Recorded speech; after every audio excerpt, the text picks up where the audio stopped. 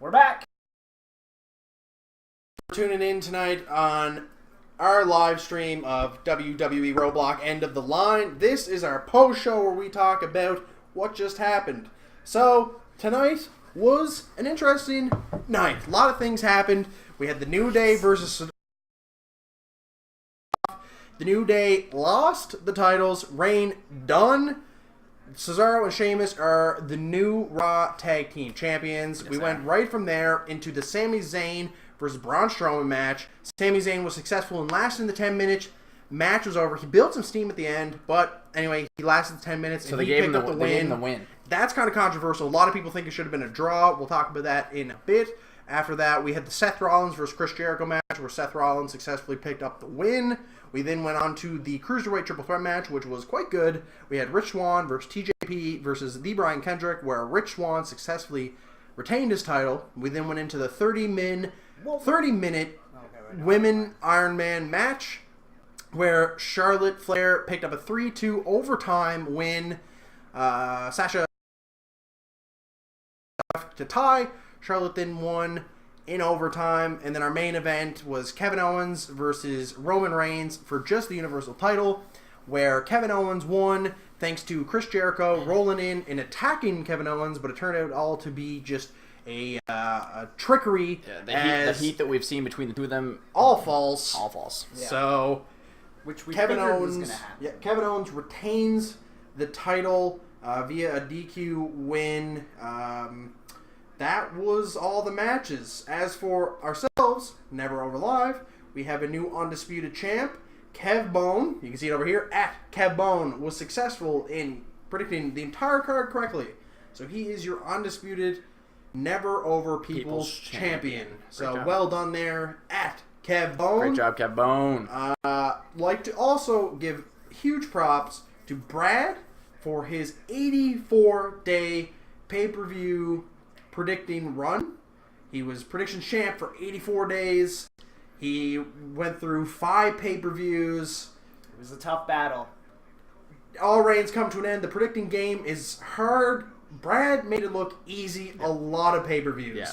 So credit where credit is due. 84 days will be very hard to surpass. I'll get a little bit of a running start though. I was going to say, not that hard. Dawson gets a free 40 days I get before the a next little bit of a head pay-per-view. start. So, as the 2-time Never Over Predictions champ, Benjamin, how many times have you? Doesn't matter. Might have to I'll get a little bit of a head that, start. that championship right in the butt Head right start. then and there. So Cap it at 40 it was days. interesting night to say the least. As for us, administrative works, our next little stream will come with our Wrestle Recap podcast. You can find that on Thursday. Thursdays. Benjamin will have a hot tag video for you on Wednesday, giving you a quick recap of the week that was in wrestling. So that you don't have to watch it. And then from there, it'll be just hot tag video, Wrestle Recap podcast, back and forth for the next little while, because the next pay-per-view isn't until January 29th, 2017, when we get the boom. Where is it? There it is, the Royal Rumble. So Probably the best pay-per-view? one of the most entertaining. Yeah. A lot of things swirling around there, so that should be fun. But guys, let's get into the Never Over post show, our recap of Roadblock. Starting things off with the tag team match.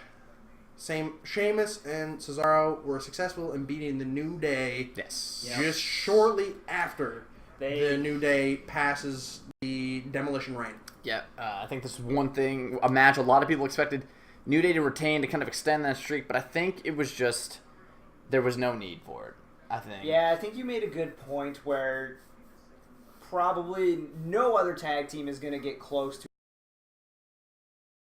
that they had to beat. Not in this era, anyway. So, now that I look at it, there's probably no need to extend it an extra month. No. I think it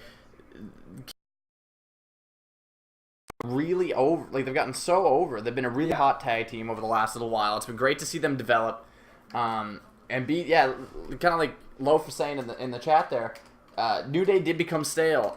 A lot of people still saying that they like New Day, and they were excited to see New Day kind of continue along and see what happens, but they felt it was time to take the belts off them and see what would happen with somebody else, and then we have a fresh tag title picture. Yeah, Does this open the door for the club? Does this open the door for Enzo and Cass? Like, we have a brand, like, it's an even playing field now that record's broken. Yeah. I'm excited to see what happens. I'd like to see the New Day, like, take a break for a little bit. Like, because they've been there day in, day out, every Raw, every pay-per-view. Before the brand split, it was Raw and SmackDown. Yeah. Like, they're great workers. They've been there day in and day out. But I think just give them January off.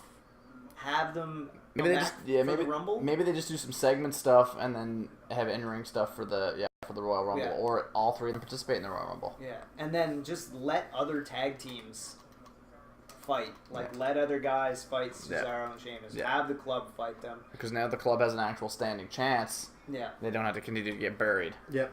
Have Enzo and Cass fight them. Yeah, they have an opportunity now. Club. Shining stars if you really want to, and the Golden Truth. Mm-hmm. Yep. So, like I said, it levels the playing field for the tag team division. Yeah. Next match? The next match of the night was Sami Zayn versus Braun Strowman. Sammy was able to last out the 10 minutes.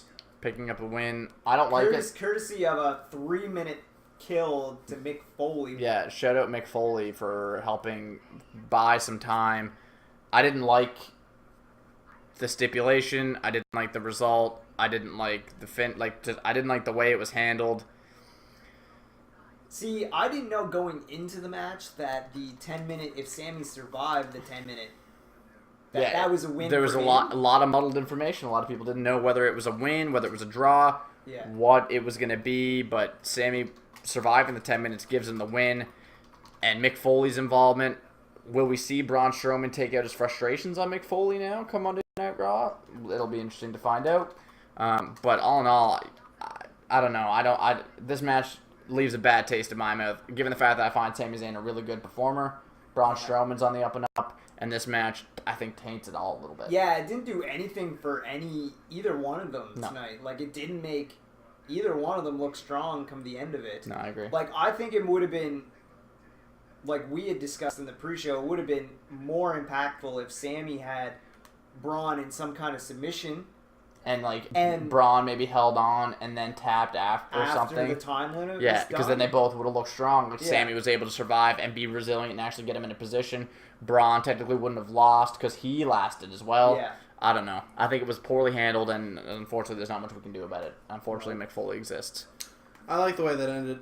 I think that was the way they had it planned out. I think that was what they were building towards. I think they executed exactly how they should have.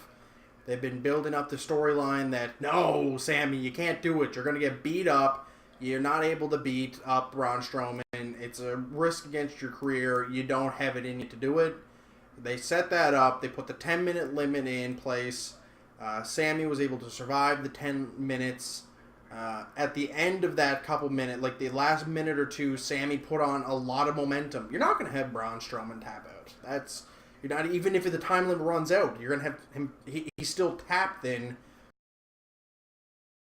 Not a good look on Braun Strowman. So, to have Sammy build the momentum right at the end where it's like, oh wow, Sammy, like, may actually do this. The Mick Foley coming out for 2 minutes and being weird, that was bad. Yeah. Yeah. But the way it was handled, Sammy's still surviving, Sammy's still picking up the win. Sammy building momentum at the end with the, like, couple hoover kicks. It was like, gee, you know what? Maybe Sammy could beat Braun. I think it was the best of both worlds. It was the best case scenario. You got Sammy looking good coming out of it. Braun's still a freak, and it's a win for both sides. I suppose both sides roll out of this looking decent. I have to agree to disagree on this one. I think. I don't like the WWE building the unbeatable monster. Beating the unbuildable monster. I don't like the building of it because it creates a big expectation. Braun took a loss then tonight. Yeah, exactly. He didn't get pinned, but he still has a loss. But and that's why I don't like the finish. It taints it a little bit. Like they did that with Brock. Yeah. And then it's like, well, I agree. It creates an expectation, and then it just creates a disappointment. But I think that ruined it. It looked like Braun was Sammy picked up some momentum and looked like he could have beat Braun, but then the time limit hit. Braun still takes a loss, so he's beatable. So I think this was a win-win for both superstars. Sammy picks up a win where he was told he couldn't do it. He was going to get trounced. And Braun still looks like Braun. So I think this was a win-win situation for largely some okay storytelling, because it was the classic underdog. You can't beat him, Sammy. And it was like, oh, I can beat him. He never beat him. Due to match stipulations, he beat him. He didn't beat him. Braun Strowman has a loss. Sammy has a win. Sammy did not beat Braun Strowman. Braun Strowman lost. That is what a loss is. There's no other way. It's just very black and white. Sammy picks up a win. Braun picks up a loss. Sammy beat Braun. That's what it is. He did not defeat Braun Strowman.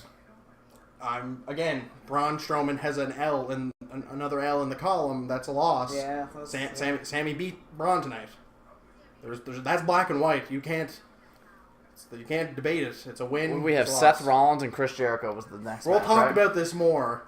That's a recap. Yeah. So it was Seth Rollins and Chris Jericho in a match with ultimately nothing at stake here, but to further the Universal title storyline to some degree, where Seth Rollins would pick up the clean win over. Nope, that's a lie.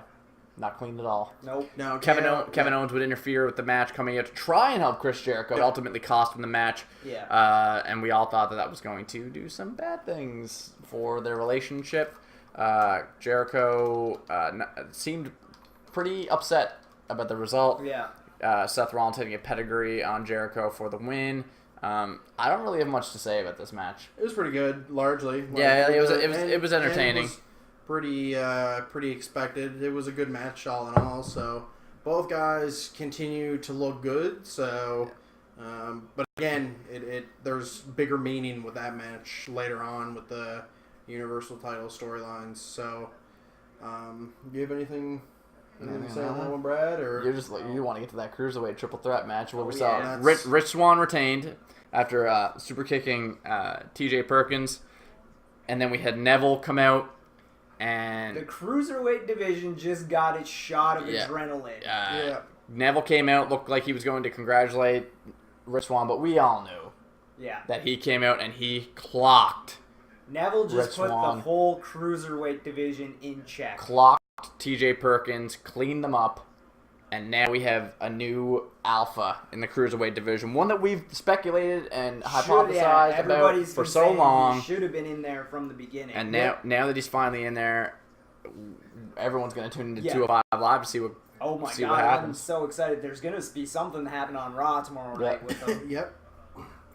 Some much-needed legitimacy coming to the Cruiserweight division that they've been largely missing. Speaking of legitimacy, can't find a shred of it with the women's division for Raw. Can I just say one more thing about the Cruiserweights there?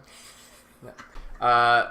So breathing some new life into not only the Cruiserweight division with a fresh face and especially in a heel Neville, but also finally breathing some life into Neville's career as well, because he's been on TV, off the screen for a long time. Looking at you next, Apollo Crews. He just couldn't quite get things contained. Speaking of not being able to get things contained, this women's division with the championship flip-flopping. Wow, incredible segue by me there. Where we just can't tell what's going on with the championship picture. Charlotte Flair in a match that has been hailed as the end of the line for the feud between Sasha Banks and Charlotte Flair. Please. Charlotte picking up the W 3-2 in overtime in the 30-minute Iron Woman match. This is my match of the night. It went about 40 minutes. The overtime, everything that went along with that I thought was great. Really, really impressed with everything overall, and I don't know, I'm excited now that this feud has come to. We finally are able to put the end. This feud is over. Charlotte is the rightful champion, as she should have been the entire time, and now we progress. Hopefully now we get something new. Yeah, hopefully. No, Charlotte is Charlotte's a solid. Charlotte should be women's champion. Sasha should never have picked up her 2-week reign, whatever that was about. No, she should not have. They need massive stability, and they need it immediately. Yeah. They continue to It's just a train wreck. It just I largely am displeased with what they're doing with the women's division. The women's title has no legitimacy at all. So if Charlotte can hold the title for the next, I'm going to show you the definition of champion because it's needed. Save it for the podcast. It just gets me so riled up. This is a Roadblock recap. She needs to be champ for like the next 6 months. They need to lock in the women's division on Raw and make it worthwhile. Make a champion worth beating, so they can actually establish the next women's superstar. That's what it's all about. Give her like a couple of minor feuds to take her through to Mania, and maybe have like a main thread. Yep. For whoever her main Mania opponent should be. What did you guys think of the match that took place at WWE Roadblock end of the line? Charlotte Sasha? Yeah. It was pretty good. Yeah. Like the first 15 to 20 minutes of it was not good. Which is boring, which is a typical Iron Man match. Yeah. So people who say that the Shawn Michaels Bret Hart Iron Man match was good, it was not good. It's boring as heck. Yeah. Iron Man matches are notoriously boring, which is why, for the most part, modern ones are half an hour. Yeah. More pinfalls, I think, would have helped it a bit because it would have made it more interesting. You could do more. You could have had Charlotte go up a couple pinfalls and have Sasha battle back. You could have done different things. They've swapped the belts enough. I mean, just give them like 6 to 7 pinfalls per. Wow, they just lost power on Raw Talk. But, they swapped the belts around enough. Why can't they swap 1,000 pinfalls? That would have been a good satire if it had been like 9-8. Just because of the pins or something. Yeah, that would have been pretty good. Yeah. And then we had our main event. Universal. Wow, they really did lose power on Raw Talk. The state of Raw Talk. They lost lighting. They still got mics. Kind of weird. Then it was the main event. Kevin Owens versus Roman Reigns with a kind of a Cena coming finish. Booker, you got lights, boo. You had Kevin Owens picking up a DQ win over Roman Reigns. Chris Jericho coming in and interfering, hitting Kevin Owens with a co-breaker. That gives Kevin Owens the DQ win. Then it just turned out to be a ruse. It was all a ruse. And Chris Jericho, KO, still best friends. So the match was a match that happened. Yeah. Roman can't perform to save his life. Nope. Kevin Owens had a few decent spots. It happened. It was a match. And then we had the Shield reunion after the fact with Seth Rollins coming out while Kevin Owens and Chris Jericho were celebrating the win, and then the two former Shield members would double powerbomb both Chris Jericho and Kevin Owens through announce tables to close out the show, making Roman look strong to end the program. That was WWE Roadblock end of the line. So you were saying your match of the night was Sasha and Charlotte? Easily, yep. What, Brad, what was your match of the night? Your moment of the night was probably Neville. Yeah. Which is fine. Yeah. Good moment. Neville. This pay-per-view for me was very, lackluster. It started out hot. It did, yeah. And then I think the Sami Zayn Braun Strowman match, just left a bad taste in my mouth for us. So. I'm looking at it, and it was like the New Day Cesaro and Sheamus match was excellent. It was good, yeah. And then the Sami Zayn Braun Strowman match was a weird 10 minutes. Yeah. Seth Rollins and Jericho was very good. Good wrestling match. We got worked hard in some of these matches. There was stuff that we were going holy about, and. Yeah. But I don't know. It was just, it is what it is. I think the Braun thing, the Seth and Chris thing. We'll get to that. And then the Roman and KO thing, to just come the end of it, the whole brawl, I don't know. I'm just okay, so now for the next month, it's going to be Roman and Rollins and Seth as a pair versus KO and Jericho as a pair. Yeah. You're just leaving that Universal title in limbo, which only makes me hope that Finn's coming back soon to take that back. Maybe. I don't know. It does. It just feels like they're stalling. Kevin Owens has felt like the longest transitional champion for the longest time, because he's been Universal Champion now for 3 months. He's just felt like a very, very long transitional champion until Finn Balor can come back and get the belt. And they know now not to sit on that like they did with Seth Rollins. Yeah. Because they blew their chance. Oh, yeah. Yeah. But it's just, this feels, I don't know, this feels like the women's division is going to be interesting now because it's not going to be the Sasha Charlotte show. Oh, I hope not. It won't be. It's not going to be. They've said it a half dozen times with all of these storylines. But what, Brad? But hopefully it's a good storyline. Like, I would love, even if it's not for the women's champion, or even if it is, if you make up some reason why Dana hasn't been with Charlotte for the last little while. Like, you can be like, Charlotte sent her away or something, and you do a Dana-Charlotte feud for a month or two. Just to get Dana over. Not that she needs to get over, because I figure if she comes back, she's gonna pop hard. Yeah, I don't think so. But then they've got the whole Emelina thing. Yeah, which is in the can somewheres. Yeah.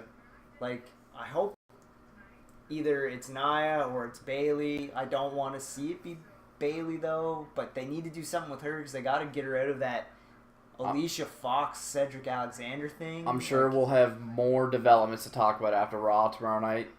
And I'm sure we'll have a lot to talk about during the Wrestle Recap podcast on Thursday. Yeah.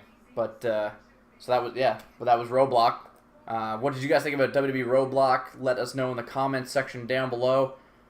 You even gonna let him have a moment before he hands it off, or? Oh, that's fine. No transition here. You're just gonna. Brad's no longer champ. Unceremonious. Their transition from Undertaker to the women's division. I'll have to rewatch this because Charlotte's going off. But let us know. She's shooting off about Cena. Let us know what you guys thought of it. Well, shooting off about her father, 16 time. Oh yeah, that's right. Let us know what you guys thought of WWE Roadblock and the line. Let us also know what do you guys think about coming up for the Royal Rumble. We got a lot of things coming up. I mean, we're gonna be able to watch the Royal Rumble together, of course, but it's gonna have some special rules for the Rumble. Not too early to speculate what's gonna happen at the Royal Rumble, but make sure to get the. Let us know what you guys think about what's going to happen down in the comments section down below. Reminder that we will have a Wrestle Recap podcast over on twitch.tv/NeverOverLive, which is where we do all of our live viewing parties. We'll have that this Thursday, where we'll talk about a little bit about what happened this week on Raw and SmackDown, but we'll probably also do our top 10 Superstars 2016. Yeah, this Thursday. Yeah, it could be next Thursday. That'd be the last Thursday of the year. Yeah. Okay. So we could do it next Thursday. So we could pass. It's coming. It is coming along. We could reveal number 9. So that's a good point. Yeah. So or we could do our 9 to 5.